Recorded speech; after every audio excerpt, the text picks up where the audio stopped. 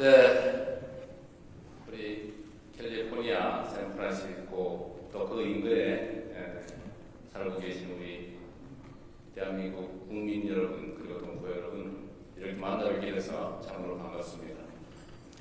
저도 이렇게 미리 설명을 준비한 게 있는데 이건 뭐 그냥 한 걸로 치고 우리 회장님께서 김한종 회장님이시죠.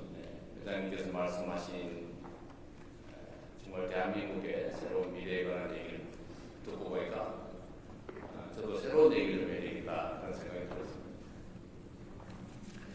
아마도 미국에 계시는 우리 재외국민 동포 여러분들은 대한민국이라고 하는 조국의 상황이 아마 여러분들의 삶에 정말로 큰 영향을 미친다는 걸 체감하실 것 같습니다. 대한민국의 상황이 존중받을 만한 상황일 때는 여러분도 존중받았을 것이고, 대한민국의 상황이 어지러울 때는 아마 여러분들도 많은 어려움을 겪으셨을 겁니다. 이제 그 혼란들은 많이 극복됐습니다. 여러분들의 노력으로, 그리고 대한민국에 거주하는 우리 국민들의 노력으로 불합리함과 이 불투명함, 이 폭력성을 이겨내고 있습니다. 저는 그런 생각이 들었습니다. 인공지능 시대라고 하는 이 새로운 시대가 열리고 있는데 대한민국은 과연 그 시대를 어떻게 준비해야 되나? 불교라고 하는 게 인도에서 시작되는데 물론 인도가 발상지니까 가장 깊이 있는 이론이 그곳에서 발전했겠죠. 그러나 불교 문화가 뽑힌 곳은 인도가 아니라 오히려 다른 나라였습니다.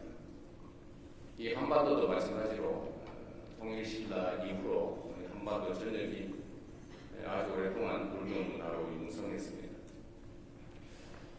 인공지능이라고 하는 것이 저는 마치 인류가 새롭게 불을 발견하게 된 것처럼 그걸 실생활에 이용하기 시작하면서 완전히 새로운 역사가 시작되었던 것처럼 이 인공지능이라고 하는 것도 아마도 아주 짧은 시간 안에 우리의 삶 곳곳에 모두 적용되고 인공지능 없이는 살 수가 없는 결코 배제할 수 없는 그런 시절이 곧 올 거라고 보고 있습니다. 우리 대한민국 국민들은 여러 가지 장점들이 있습니다. 제가 어제 서밋에서 말씀드렸던 것처럼 우리 대한민국 국민들은 어려움 속에서도 새로운 길을 찾아서 또 새로운 도구를 아주 유용하게 잘 활용하는 그런 특장점을 가지고 있습니다. 식민지에서 해방된 나라 중에 민주화 그리고 산업화를 동시에 이루어낸 국가 선진국으로 도약한 나라는 대한민국이 역사적으로 또 현실적으로 유일합니다. 위대한 국민들이죠. 평균 90% 이상 성공한다고 하는 친위 군사 쿠데타도 우리가 무력이나 출혈 없이 평화적으로 아주 아름답게 싸워서 이겨내지 않습니까? 아마 세계사에 없을 위대한 평화혁명입니다. 그리고 어쩌면 이 민주주의라고 하는 것이 과거에는 모르겠는데 현대와 같은 아주 합리적인 첨단 산업사업에 첨단 기술사업에서는 민주주의 자체가 그 산업 경제 발전에 매우 핵심적인 요소가 된다고 저는 생각합니다. 전 세계적인 아주 미세한 그리고 치밀한 경쟁이 이루어진 이 상황에서는 합리성, 객관성, 투명성, 예측 가능성 이런 것들이 이 경제 성장 발전, 기술 발전에 크게 도움이 될 수밖에 없습니다. 불투명하고 폭력적이고 어지럽고 예측 가능하지 않고 이런 사회에서는 기술 문명이라고 하는 게 자리를 잡기 어렵죠. 그래서 저는 대한민국에 정말 진정한 새로운 기회가 왔다 이렇게 생각합니다.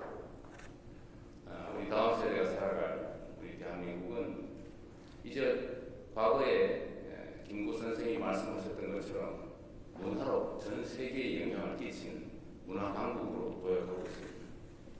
이 문화라고 하는 것도 어찌 보면 민주주의와 아주 잘 어울립니다. 문화는 자유로운 그 자체죠. 개인의 창의성과 개성 그리고 자유로운 이게 문화의 근본일 텐데 이게 곧 민주주의 아닐까 그렇게 생각이 됩니다. 산업 경제적 측면에서 이제 인공지능이라고 하는 것이 실생활과 기업 또 산업 경제 현장에 현실 세계 속에 아주 철저하게 영향을 미치고 이게 중심이 되는 사회가 될 텐데 이걸 국가적 단위에서 미리 준비해야 된다라는 게 저의 생각입니다. 그리고 놀랍게도 1년 정도밖에 되지 않았지만 우리가 대한민국의 나아갈 방향을 첨단 기술과 또 인공지능 분야에 집중하기로 한 것이 아주 짧은 시간이긴 하지만 크게 영향을 미쳐서 전 세계가 대한민국을 이제 관심을 가지고 지켜보게 됐습니다. 어제 상황을 직접 보신 분도 꽤 계실 것인데 저 자신도 가끔씩 이렇게 놀랄 정도입니다. 물론 저희의 기대치도 있죠. 그러나 언제나 우리의 기대치를 넘어서 반응이 있습니다. 대한민국에 대한 기대가 참으로 크다라는 생각을 어제도 또 하게 됐습니다. 우리가 예상하고 기대했던 것보다 훨씬 그 이상이었던 것이죠.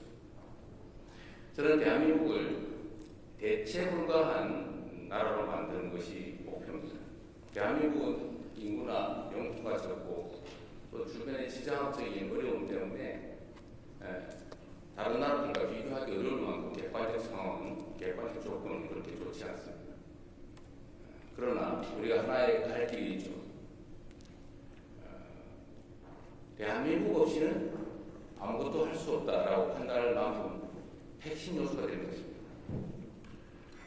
기술적인 측면에서도 인공지능이라고 하는 새로운 산업 영역에서도 또 문화에서도 어쩌면 민주주의라고 하는 정치 제도에 있어서도 대한민국은 언제나 모범이 되고 대한민국을 따라가면 될 그런 전범이 될 수 있을 것입니다.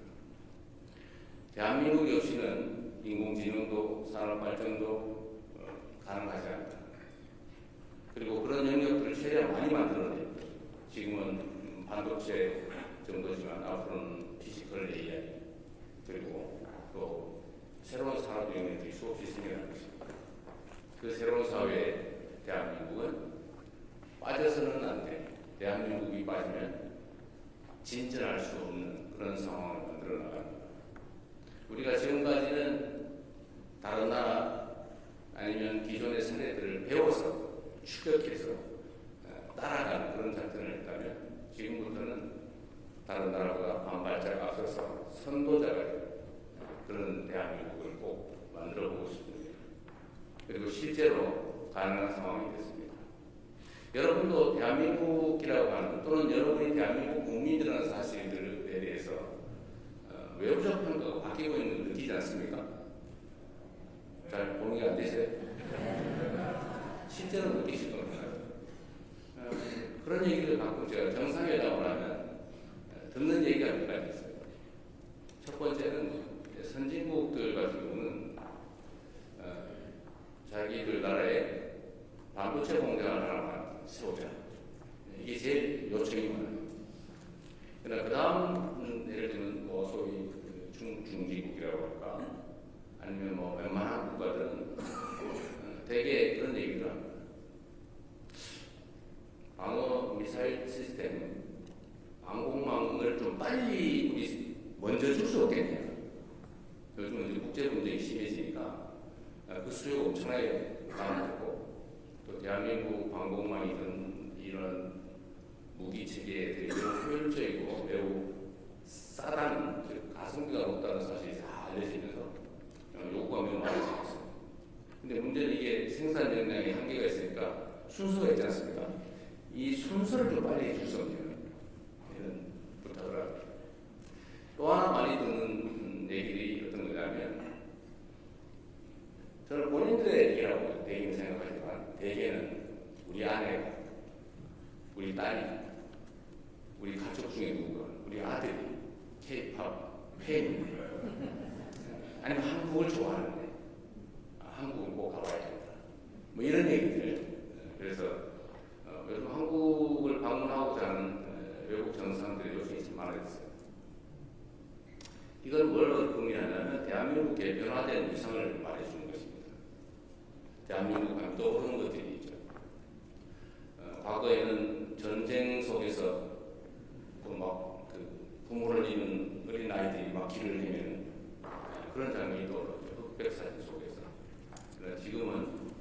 일단 서울에 어딘가에 등산을 다니는 편안한 모습, 아니면 뭐 지하철, 그리고 밤에도 여성 혼자 다니까 아무 문제가 없는.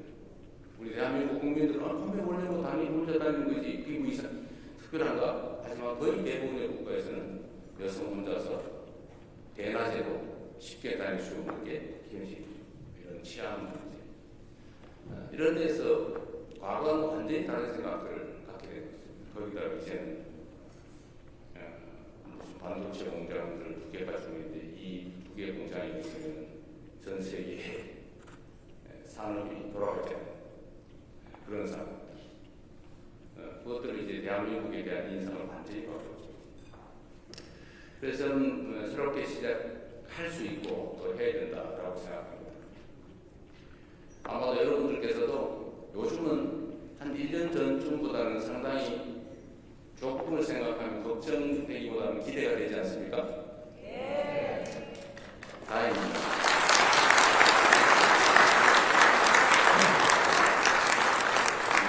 국내에 계신 대한민국 국민 여러분들을 포함해서 해외에 계신 여러분을 포함한 많은 국민들 동포들의 노력 덕분입니다. 저절로 좋은 시절이고 지났죠. 모두가 일상적으로 노력하는 덕분입니다. 대통령으로서 이렇게 고민 간담회를 하면 이렇게 저에 대해서 어떤 기대를 가지고 있는 게 실제로 느껴집니다. 조금 전에도 보니까 제가 10몇 년 전에 미국 가서 함께 사진 찍었다고 누가 보여주시던데 제가 가끔씩 해외 출장을 가면 그분들이 하시는 말씀들이 되게 비슷합니다. 조국이 자랑스러워지면 좋겠다. 조국이 우리가 조국을 걱정하는 게 아니라 조국이 우리를 걱정해주면 좋겠다.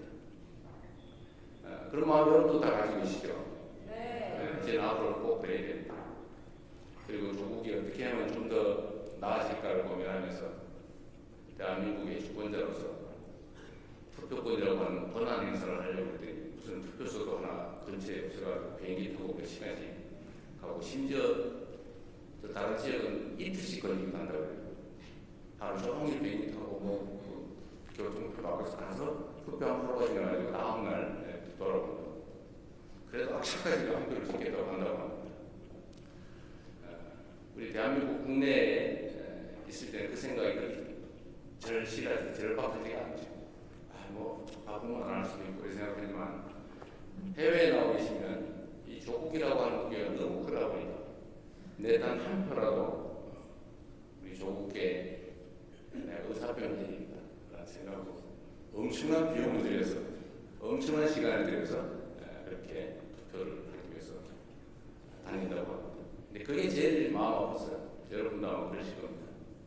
그래서 이 문제는 저희가 앞으로 좀 체계적인 개선책을 마련해 보려고 해요. 투표소를 늘리는 방법도 있겠고, 우편 투표를 도입하는 방법도 있겠고, 좀 더 안전성이 혹시 보장이 된다면 전자투표를 하든지. 미국도 대통령 선거 아직도 우편 투표하고 있죠. 그런데 왜 우편 투표를 도입하지 못하느냐 그랬더니 이런 얘기를 했습니다. 어떤 나라는 우편 제도가 제대로 발달하지 않아서 너무 오래 걸리고 중간에도 누가 슬쩍 어떻게 하기도 하고 해서 불안정해서 그런다고 해서 제안했어요. A 지역의 투표가 잘 안 된다고 충분히 미국 같은 경우는 투표할 수 있는데 왜 A 지역이 안 된다고 미국까지 그렇게 똑같이 그 기회를 박탈할 필요가 있냐. 누군가가 어쨌든 거기를 개선할 생각을 해야지 다른 사람들이 못하고 생각하는 시들도 하지 마 라고 하기 뭐냐 제가 이렇게 얘기하고 있습니다. 그렇지 않습니까?